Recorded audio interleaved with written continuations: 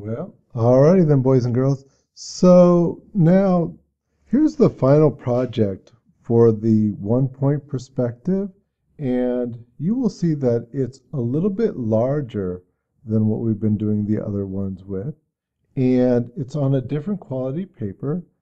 And even though I've got a drawing right here, what I want you to do is I want you to make your own drawing. In fact, I will not accept a copy of my drawing.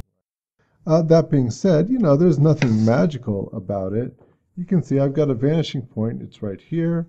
And you can see I've got this is lining up to the vanishing point, and these are lining up to the vanishing points, and these and these. And, the placement of all the different things that I've got, I've used every trick that we've learned so far.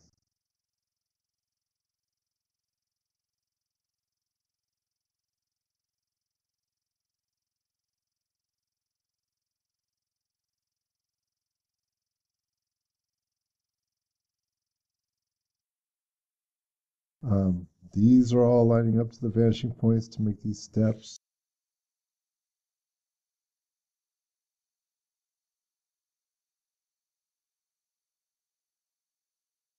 Etc., etc. This goes over to the edge so that I have the windows at the same height as the one over here.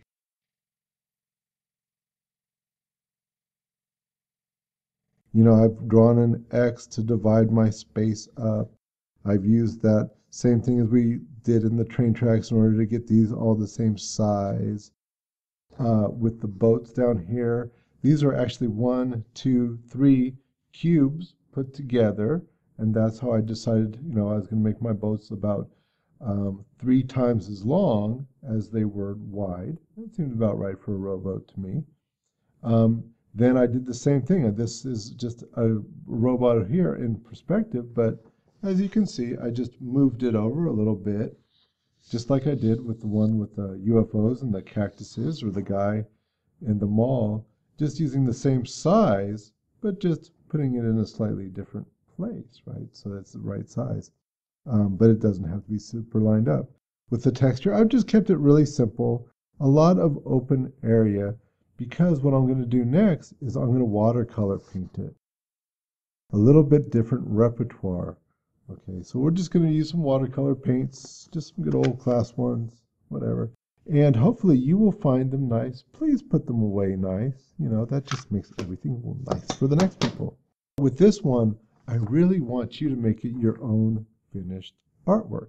Okay, so since I'm teaching you something new, I'm teaching you the watercolor, I'm going to start by giving you just a little bit of a primer on watercolor. Okay.